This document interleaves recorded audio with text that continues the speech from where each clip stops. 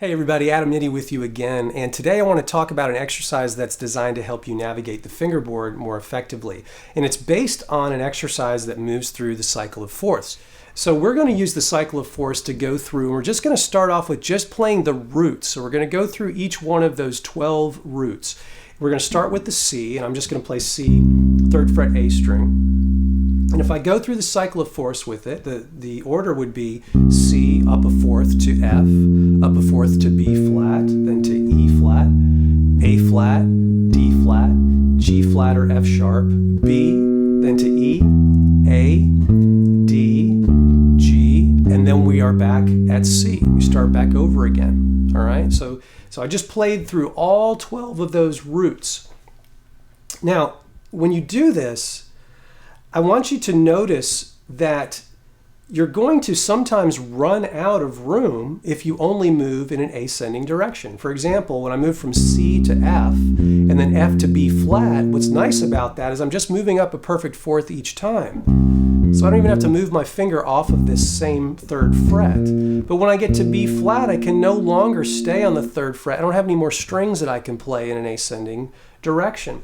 So I would have to do something like play the 4th up here and then play the next 4th up here and so on and so on. I'm going to run out of room then on the instrument altogether.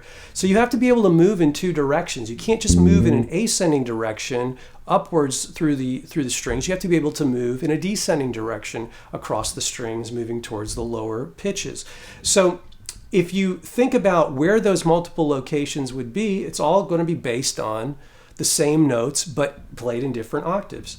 If I play from C to an F, I can go up a perfect fourth to play the F here, but I can also go down a 5th and play the F down here. So these are the same note, F and F, but how I get there is different. In one case, I'm ascending, in the other case, I'm descending. So these are two shapes that both work for moving up a fourth to the next root.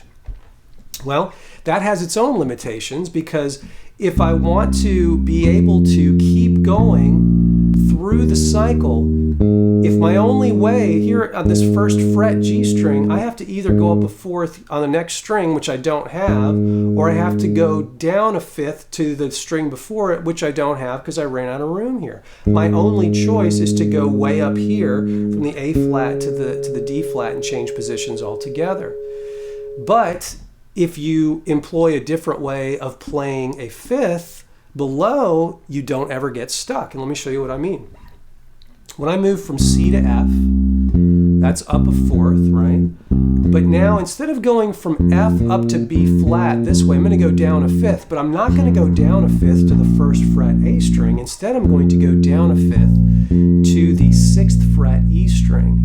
So this is the exact same target note.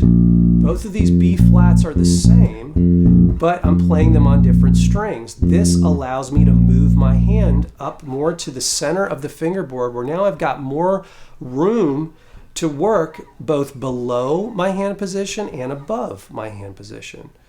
So that gives me the option now of being able to move in either direction. And so I want to show you how that might look, and I'm going to randomly change directions here. I'm going to start with C. I'm going to go up a fourth to the F. I'm going to go down a 5th to the B flat, up a fourth to the E flat, down a 5th to the A flat, up a fourth to the D flat, up a fourth to the G flat, down a 5th to the B, up a fourth to the E. I'm going to go down a 5th to the A, up a fourth to the D, up a fourth to the G, and I'm going to go down a 5th to the C to end exactly where I started from.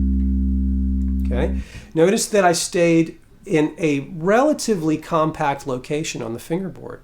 But what's great is now you have the power to move your lines higher or lower as a result of knowing those different locations for those degrees.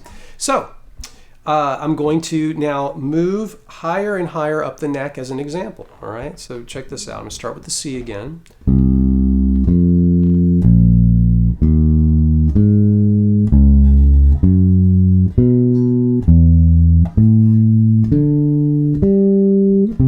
So this ended me on the C, which happened to be an octave higher than this C. But my hand, each time I went down a 5th, that moved my hand position sort of to the next stage of higher range on the fingerboard.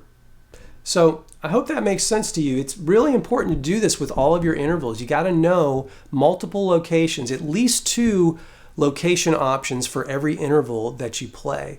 And doing this with the fourths and inverted fifths is a great way to get started because our bass lines are so heavy on things like fifths and moving through keys of songs through a cycle of fourths in little individual progressions. So work on this, have some fun with it, and I'm looking forward to seeing you in the next video.